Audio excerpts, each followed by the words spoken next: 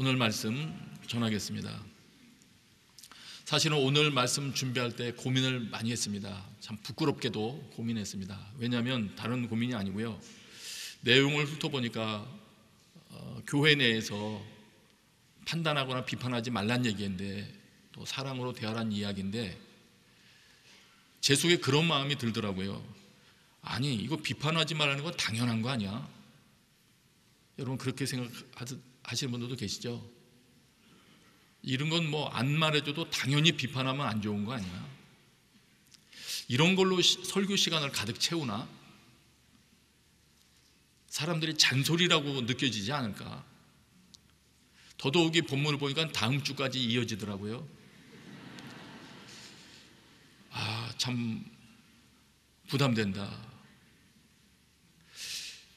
그래서 어떻게 할까 하고 생각하던 중에 생각이 이어졌습니다.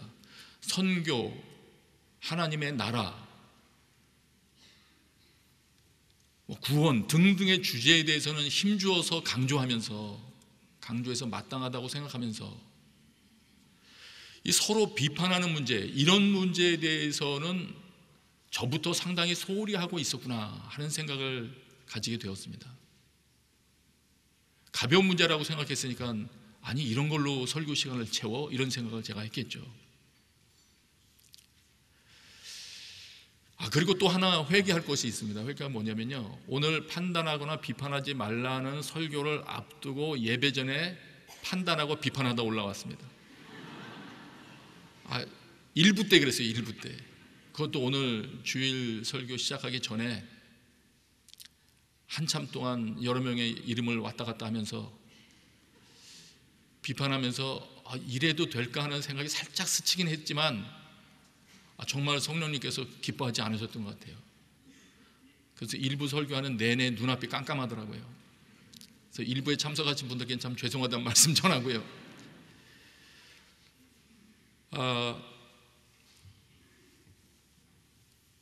이런 말씀에 대한 그 감각이 없는 거죠.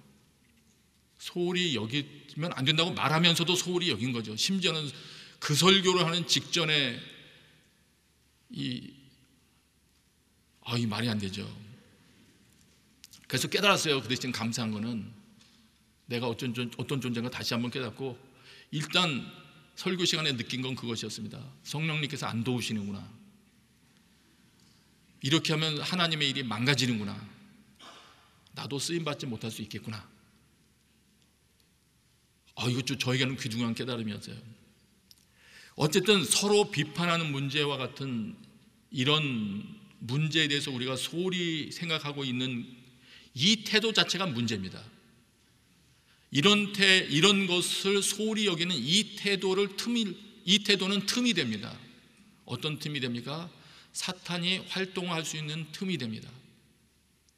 내가 남을 판단하고 비판하는 그 부분에 내가 순종할 말씀이 강력하게 기억나고 역사하지 않고 있다는 이유는, 불순종하고 있다는 그 사실은 불순종하는 자들 가운데 활동하는 악한 영들의 빌미가 되어지는 것이 확실합니다. 우리가 그렇게 될 수 있습니다. 그래서 교회 내에서 남을 업신여기고 믿음이 약한 자들을 손가락질하고, 믿음이 약한 자들을 판단하지 말라고 했으니까 이건 교회 내 공동체 이야기죠. 우리로 말하면 작게는 순모임, 사역팀, 공동체 다 포함될 겁니다. 손가락질하지 말라는 거예요. 또 서로 다른 의견에 대해서 참지 못하는 현상이 있지 않습니까? 생각이 좀 달라도 참지 못하고. 이렇게 되면 어떻게 되느냐, 제가 설교할 때 경험했던 걸 그대로 경험하게 될 겁니다. 하나님께서 이루기를 원하시는 아름다운 것들을 할 능력을 상실하게 되고요, 성령님께서 그것을 지원하실 수 없게 되고, 사역으로 보면 우리의 선교 현장을 망칠 거예요. 무엇을 통해서요? 내가 비판하는 말을 하는 걸 통해서. 그리고 사람들은 우리의 모습을 보면서 그 어려움을 겪고 그곳에 참여할 때마다 유익은커녕 부담만 가지고 돌아오게 되는 순예배 모임을 보면서 교회를 오해할 겁니다. 세상 모임이 더 즐겁고 깔끔하다는 생각을 하게도 될지도 몰라요. 그래서 이거는 하나님께서 이루어 놓으신, 정말 우리에게 선물로 주신 아름다운 기독교인들의 모임, 죄로부터 주님이 불러서 모이게 해주신 그 모임을 손상시키는 일이기 때문에, 작게는 순모임이요, 더 작게는 가정이요, 크게는 교회를 손상시키는 일이 되기 때문에 이거는 우리가 지켜야 되겠습니다. 이 말씀이 소중한 말씀이라고 생각하고, 이 말씀이 의미한 바를 더 깨닫고 우리 삶에 지켜나가야 되겠습니다. 오늘 참여하신 여러분들 중심에 성령님께서 이 부분에 대해서 설명해 주시는 그 말씀들이 추가로 있게 되시기를 원합니다. 14장 1절부터 4절을 한번 보세요. 먼저 같이 한번 읽고 그 다음 말씀을 이어가겠습니다. 1절부터 4절까지 말씀을 읽겠습니다. 시작. 여러분은 믿음이 약한 사람을 받아들이되 그의 견해를 논쟁거리로 삼지 마십시오. 어떤 사람은 모든 음식을 먹을 만한 믿음이 있으나 믿음이 연약한 사람은 채소만 먹습니다. 먹는 사람은 먹지 못하는 사람을 업신여기지 말고 먹지 못하는 사람은 먹는 사람을 판단하지 마십시오.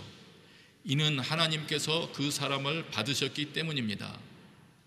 여러분이 누구기에 남의 종을 판단합니까? 그의 서고 넘어지는 것이 자기 주인에게 달려 있습니다.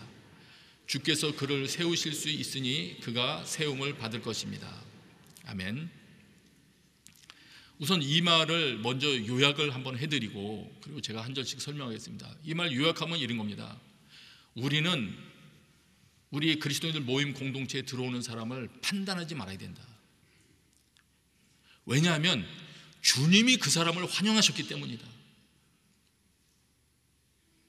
우리 할 일은 뭐냐? 주님께서 그를 성장시키기 위하여 받아주신 그 일을 방해하지 말고 주님의 일이 완성되기를 돕는 일이다. 그것이 우리가 할 일이다.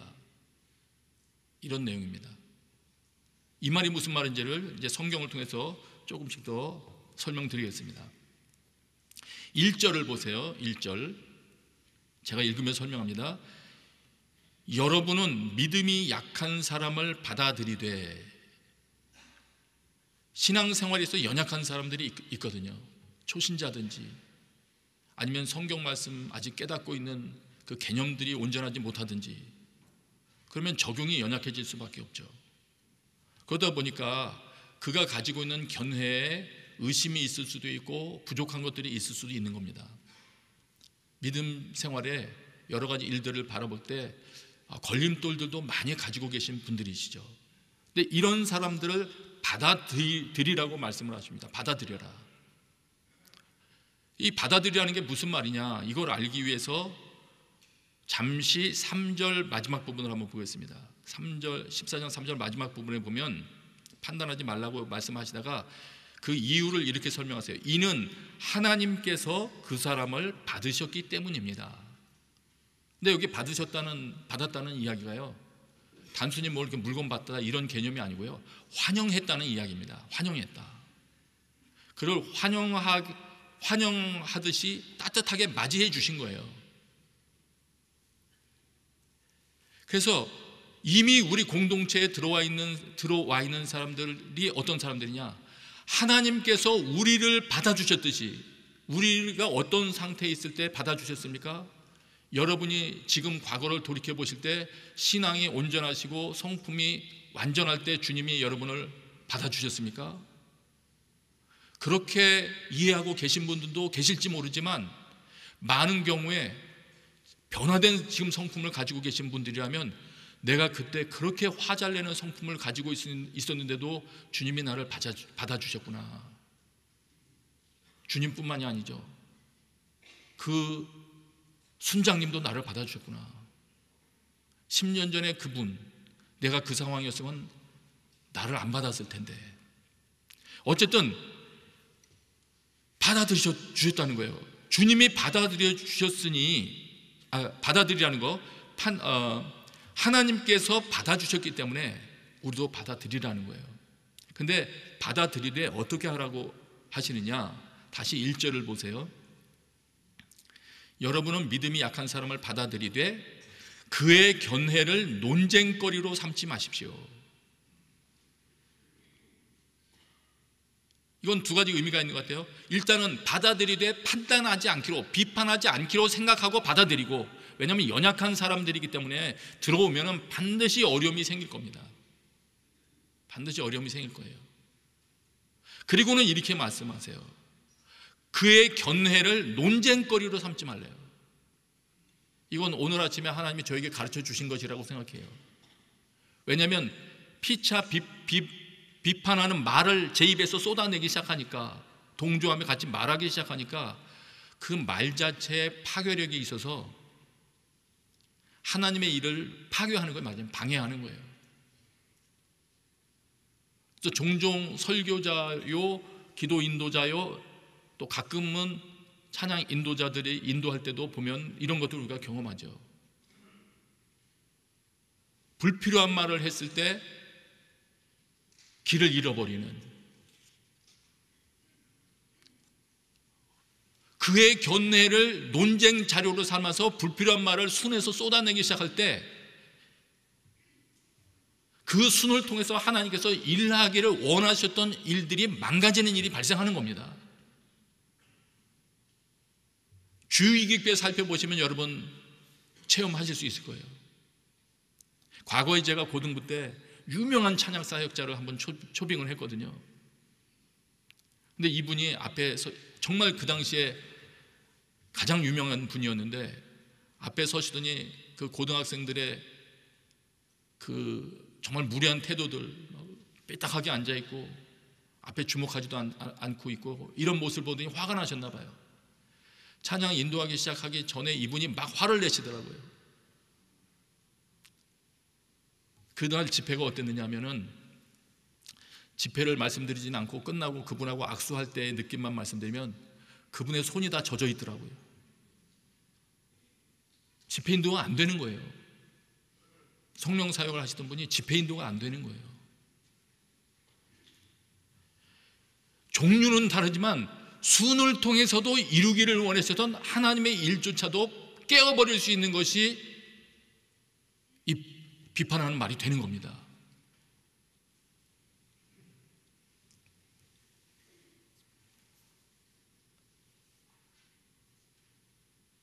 (2절) (3절을) 다시 보세요. 3절을 보세요. 먹는 사람은 먹지 못하는 사람을 업신여기지 말고, 먹지 못하는 사람은 먹는 사람을 판단하지 마십시오. 이는 하나님께서 그 사람을 받으셨기 때문입니다. 여러분, 이 말씀이 여러분 가운데 새겨지게 되시길 바랍니다. 하나님이 받으셨다. 하나님이 받으셨다.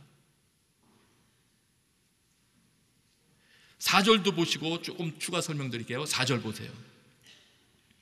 여러분이 누구기에 남의 종을 판단합니까? 그의 서고 넘어지는 것이 자기 주인에게 달려 있습니다.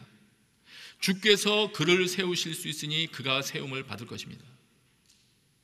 이걸 좀 더 해석해서 설명드리면 이렇게 됩니다. 주님께서는 어떤 분이시냐면 어떤 사람을 능히 세우실 수 있는 분이십니다. 저 세울 수 있는 그 도구로서 여러분의 순이라면 여러분의 순을 활용하시는 것이고, 이 공동체를 사용하시는 거예요. 그래서 주님께서 그 공동체 가운데로 한 사람을 환영하도록 이끌어 주셔서 우리가 그를 환영하고 주님이 일하시는 그것이 활발하게 일어나기를 원하는 마음으로 함께 할 때, 하나님은 그 공동체의 모든 활동을 통해서 그 사람의 모난 부분을 다듬으시고 그 사람을 온전하게 세워 가시는 것입니다. 그 일이 여러분의 순을 통해서 일어날 수 있는 것입니다. 오래전 일이었습니다.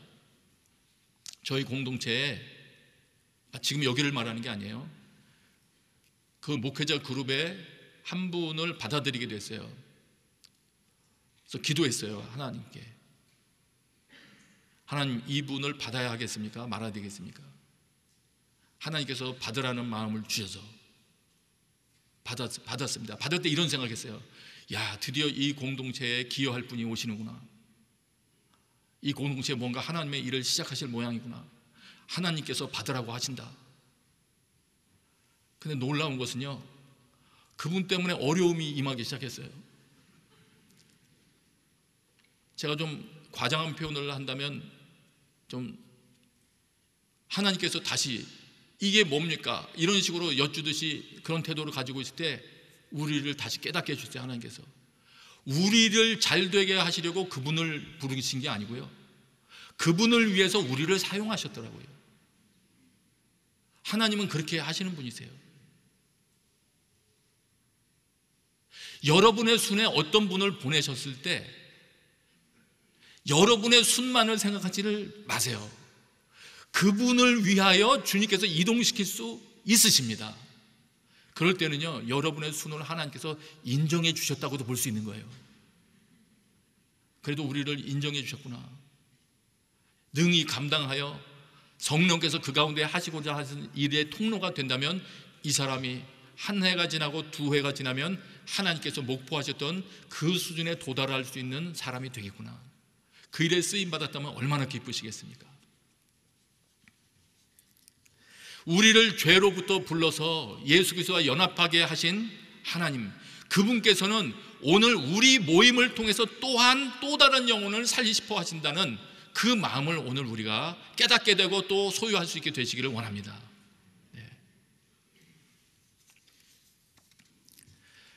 그렇다고 해서 교회 공동체에 들어오는 사람이 죄를 범하고 있을 때 그 사람 마음대로 행하도록 방치하라는 말은 아닙니다. 그건 아니에요. 죄는 종료를 시켜야죠. 그래서 우리가 14장 5절을 잘 해석을 해야 됩니다. 14장 5절을 보세요. 함께 읽습니다. 시작. 어떤 사람은 이 날을 저날보다 중요하게 생각하고 어떤 사람은 모든 날이 똑같다고 생각합니다. 각각 자기 마음에 확신을 가지십시오. 이 말이 무슨 말일까요? 어떤 사람은 모든 날 똑같다고 생각한다, 뭐 이런 건 이해가 되는데 각각 자기 마음에 확신을 가지십시오, 이건 무슨 말일까요? 자기 마음에 확신이 있으면 아무렇게나 판단해도 된다는 말일까요? 제가 자료도 찾아보고 또 이렇게 꼼꼼하게 살펴보다 보니까 이런 의미라는 걸 알게 됐어요. 여기서 확신을 가지십시오 하는 요 말이 개역개정 본문으로 보면 자기 마음을 확정할지니라 이렇게 돼 있거든요.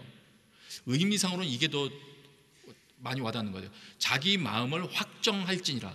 마음을 확정할 때 어떻게 합니까? 그냥 빨리 뭐 결정하듯이 순식간에 이렇게 결정하고 마나요? 그러신 분도 계실지 모르죠. 근데 여기에서 나와 있는 뜻은 이런 거예요. 뭘 가져와서 종합해서 채워가는 그런 그림, 뭘 만들어서 온전하게 하는 그림, 그런 거예요. 설교자들도 그냥 설교하지 않거든요. 이것도 살펴보고 저것도 살펴보고 이 깨달음 저 깨달음을 종합해가면서 그러면 이거구나, 그리고 설교하게 되거든요. 아브라함이 믿었다는 것도 아브라함이 하나님께서 약속하신 그것을 능히 또한 이루실 것을 확신했다 할 때 여러 가지 믿음 그 과정을 통해서 하나님을 알아가면서 하나님은 이런 분이시구나 이런 분이시구나 하는 것이 누적돼서 그러니까 이거를 능히 이루시겠구나, 마음 가운데 확신하게 되는 거죠. 말하자면 이런 과정을 말하는 겁니다. 그러면 어떻게 되느냐, 6절도 한번 보세요. 6절 같이 읽습니다. 시작. 어떤 날을 중요하게 생각하는 사람은 주를 위해 중요하게 생각하고 먹는 사람도 주를 위해 먹으니 이는 그가 하나님께 감사하기 때문입니다. 먹지 않는 사람도 주를 위해 먹지 않고 하나님께 감사드립니다. 우리말로 이렇게 쭉 보면은 5절 6절에 뭐 연관성이 없는 것 같아요.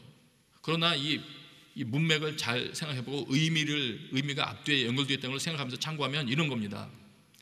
어떤 날을 중요하게 생각하는 사람이 그 사람이 마음에 어떻게 이것이 중요하다 확정하게 되었냐면 주님을 위해서, 우리말로는 그렇게 표현되어 있고요. 하여튼 주님에 대해서 이렇게 하는 게 중요하겠구나 그렇게 생각하게 됐다는 거예요. 먹는 사람도 주님 때문에 그걸 이건 먹어도 되구나 하는데 그러면서 뭐라고 하냐면 이는 그가 하나님께 감사하기 때문입니다. 하나님께 대하여 감사하는 마음이 생기기 때문에 그가 먹었다는 거예요. 먹지 않는 사람도 주를 위해 먹지 않고 하나님께 감사드립니다. 그러니까 이 말을 두 개를 합치면 이렇게 됩니다. 어떤 한 사람이 신앙의 그 믿음의 차이는 다 있죠. 그러나 자기에게 주어진 믿음의 그 경험을 믿음의 경험과 신앙 지식을 다 동원해서 심사숙고하면서 이걸 어떻게 할까 확인을 해봤더니 주님을 위해서는 이렇게 하는 게 좋겠구나. 그가 그렇게 해서 판단해서 확정을 했다는 거예요.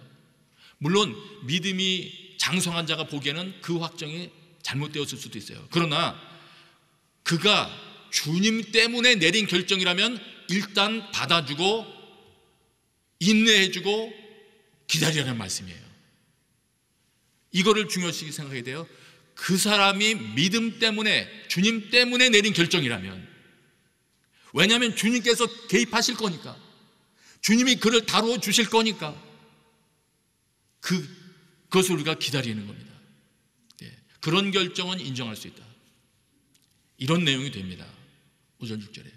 그러니까 어떤 사람이 막 자기 성질대로 아니면 죄를 마음껏 범하는 결정을 하고 있다, 말씀과 전혀 상관없는 결정을 하고 있다, 그렇다면 그거하고는 다른 얘기죠.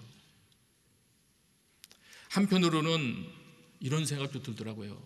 그렇구나. 그렇다면 혹시 내가 지금 우리 공동체에서 일어나는 일에 대해서 다른 생각을 가지고 불편하게 하고 있다면 나는 무엇 때문에 다른 생각과 다른 견해가 생겼으며 불편해하고 있을까? 주님 때문인가? 나 때문인가? 사람들이 나를 무시하고 있기 때문에, 무시하고 있다고 생각하기 때문에 내가 지금 이런 불편함을 느끼는 것인가? 아니면 주님의 뜻을 이루기 위해서인가? 생각해 봐야 되겠더라고요. 만일 정말로 나는 주님을 위하여, 주님께 대하여 그런 생각을 부끄러움 없이 하고 있는 것이라면 아마 그 문제는 내가 잘못 생각하고 있다면 잘못 생각했었다까지도 주님께서 가르쳐 주실 것입니다. 그래서 7절 8절도 봐야 됩니다. 7절 8절 같이 읽겠습니다. 시작. 우리 중에 아무도 자기만을 위해 사는 사람이 없고 자기만을 위해 죽는 사람도 없습니다. 우리는 살아도 주를 위해 살고 죽어도 주를 위해 죽습니다. 그러므로 죽든지 살든지 우리는 주의 것입니다. 여러분, 지금 이 7절 8절이 이건 나를 두고 하는 말이네, 이런 분들 계십니까? 나는 진짜 나만을 위해 살지 않아. 난 살아도 주를 위해 살고 죽어도 주를 위해 사는 거야. 내가 교회 일하는 거 죽어도 주를 위해 살아도 주를 위해야. 내 마음을 너무 잘 표현했네, 이런 분 계세요? 우리가 이렇게 돼야죠. 물론 여기 번역도 다른 의견들이 있어요. 그러나 일단 이 번역을 그대로 받는다면 그 당시 믿음의 선배들이 이렇게 살았나 봐요. 만일 그렇다면 그가 다른 생각을 가지고 있다 하더라도 우리는 용납해야 됩니다. 그리고 이렇게 살아가는 것이 우리들 신앙의 원동력이요, 교회 생활의 원동력이 되어야 되는 건 맞습니다. 다른 것 때문이 아니라 주님께 대하여. 이 즈음에서 한마디 하고 싶은데요, 지금 제 말 듣고 계십니까? 주무시고 계신 사람은 정신을 차리시고 혼미하면서 깨어나시면 되겠습니다. 제가 말씀드렸잖아요. 제가 설교가 원래 딱딱하다고.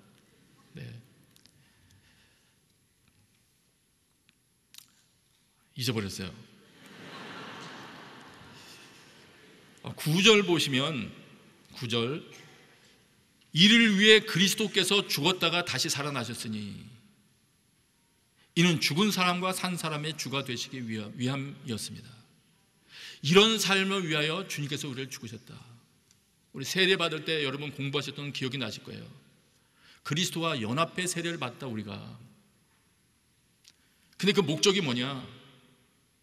우리도 또한 새 생명 가운데 살게 하시려고 주님께서 그렇게 하셨다. 그렇다면 적어도 예수 그리스도를 믿기로 결정하고 교회라는 곳에 발을 디디기 시작한 우리는 어떻게 살아야 되느냐? 다 똑같이 여기 완성되고 성숙한 자들이 모인 모임이 아니라, 주님께서 흔히 그런 표현 많이 기억하시잖아요. 공사 중, 이런 표현.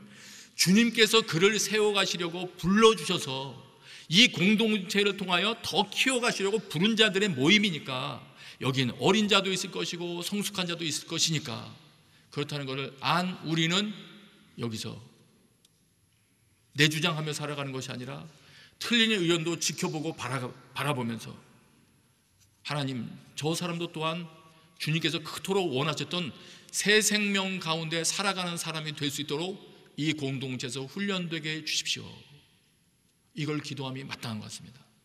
사실 저 개인으로도 하나님께서 제 곁에 있게 하시는 사람들을 인내함으로 바라보면서 마침내 그 사람들을 통하여 하나님의 목표가 이루어지는 그런 동기를 제공하는 사람이 된다면 그때서야 제가 성령 충만하구나, 내가 인정할 수 있을 거예요. 여러분의 순과 이 교회도 이곳에 발을 디디는 연약한 사람들까지도 시간이 흘러가면 분노하고 떠나가는 것이 아니라, 실망하고 가는 것이 아니라 하나님의 손길을 통하여 점점 성장이 일어난다면 그때 우리는 나의 순모임과 이 교회 공동체가 참으로 성령 충만하구나 인정할 수 있을 거예요. 저는 원합니다. 이런 아름다운 공동체 찾기 쉽지 않습니다. 이곳이 더 성령 충만한 공동체가 되기를 원합니다. 네. 기억해야 할 구절들이 있습니다. 이렇다는 걸 우리가 알았을 때 기억해야 될 구절들. 10절 보세요. 10절 같이 읽습니다. 시작. 그런데 그대는 왜 그대의 형제를 판단합니까? 왜 그대의 형제를 업신여깁니까? 우리가 모두 하나님의 심판대 앞에 설 텐데 말입니다. 와, 무서운 말이에요. 왜 자꾸 판단하는 말을 하냐? 우리가 모두 하나님의 심판대 앞에 설 건데 기억해야 됩니다. 심판이 있다는 걸 우리 기억해야 됩니다. 그럭저럭 살다가 우리 마무리되는 게 아니고요, 하나님이 우리의 삶의 결과를 심판하십니다. 그런데 심판하실 때 이런 일이 일어날 거래요. 11절, 주께서 말씀하시기를 내가 살아있으니 모든 무릎이 내 앞에 꿇을 것이요 모든 혀가 하나님께 찬양할 것이다. 이 개역 성경과 킹제임스 쪽에서 나온 번역들을 보면 자백하리라. 근데 찬양할 것이다라고 돼 있더라도 12절이 설명해 주고 있으니까 뭐 똑같은 말이에요. 이와 같이 우리가 각각 자기의 일을 하나님께 사실대로 말씀드릴 것입니다. 언제요? 심판 때. 우리는 이런 일을 당하게 될 수 있어요. 평생토록 함부로 말하고 심판하고 판단하는 말하고 살았는데 하나님 앞에 심판 때 섰는데 걷잡을 수 없는 자기 말들이 앞에 쫙 지나가면서 해명해라 그러면 어떻게 하시겠어요? 그때 당황하지 않도록 우리에게 오늘이라는 시간을 주셨을 때 회개하십시다. 이 부분에 대해서도 진짜 회개가 일어나야 되겠습니다. 딴 게 아니에요.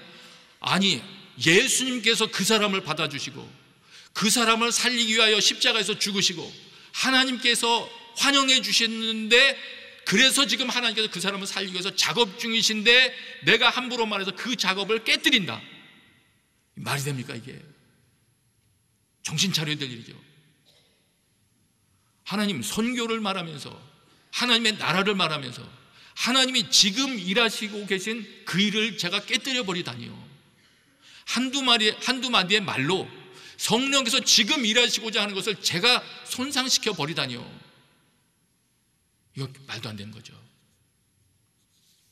또 결심해야 될 것 한 구절이 있어요. 그래서 13절입니다. 14장 13절 우리 같이 읽습니다. 시작. 그러므로 우리가 이제부터는 서로 남을 판단하지 맙시다. 형제 앞에 걸림돌이나 장애물을 두지 않기로 결심하십시오. 내가 죄를 범함으로 형제가 입에서 비판하고 판단하는 말이 나오게 할 수도 있어요. 시편에도 그런 말이 나와요. 죄인 때문에 내 입에서 막 나쁜 말이 나오니까 입에 좀 재갈을 물려야 되겠대요. 내가 움직일 때마다 사람들의 입술로부터 비판과 판단한 말이 나오게 하는 마중물 역할을 하며 행동하는 존재라면 나 그렇게 안 할래. 이 결심이 있어야 될 것이고요. 반대로 습관적으로 판단하는 말을 내가 하는 사람이면 하나님 안 하겠습니다. 이 결심해야 되겠고요. 만일 내가 계속 그런 삶을 산다면 이런 삶을 살고 있는 거래요. 15절이에요. 만일 음식 문제로 여러분의 형제가 근심하게 되면 그대는 더 이상 사랑을 따라 행하지 않는 것입니다.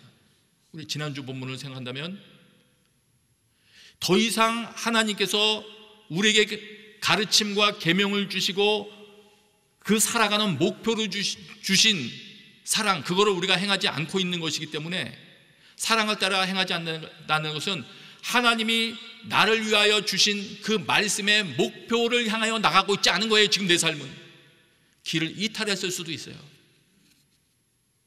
결심해야죠. 하나님, 내 길이 이탈되면 안 되겠습니다. 내 행동으로 하나님의 교회가 비방받는 동기를 제공하지 않겠습니다. 여러분, 그 은혜가 여러분에게 있게 되시길 축복합니다. 이 시간에 우리 같이 한번 기도하십시다. 이 시간에 기도할 때 우리가 오늘 이 말씀의 맥락이 마지막 때를 언급하시면서 하신 말씀이거든요. 마지막 때가 가까이 올수록 우리는 말조심하고 더 연합을 지켜야 됩니다. 교회라는 연합을 지켜야 됩니다. 그래서 이 시간에 하나님, 오늘 말씀대로 제가 저희 가정에서도 제가 살아가는 모든 곳에서 하나님의 일을 손상시키는 위치, 그것도 사소한 말 몇 마디로 하나님의 일을 손상시키는 그런 우를 범하며 살지 않도록 은혜를 베풀어 주옵소서. 자기를 위해서 기도하겠습니다. 아버지 하나님, 불쌍히 여겨 주시옵소서. 나를 그토록 사랑하셔서 이끌어 주셨는데, 귀한 공동체 가운데로 인도해 주셨는데, 주님, 제가 제 기분대로 제 판단과 맞지 않는다고 그 모든 것에 손상을 가하는 그런 행동을 하지 아니하도록 오늘도 다시금 은혜를 베풀어 주옵소서. 성령님, 이 시간에 간구하오니 이 시간에 증거된 말씀 성령께서 더 온전히 설명하여 주옵소서. 적용시켜 주시옵소서. 이곳에 참여한 모든 성도님들 삶 가운데 한 단계 더 주님 앞에 가까이 가는 일들이 일어나는 시간이 될 수 있도록 복 내려 주시옵소서. 예수님의 이름으로 기도합니다. 아멘.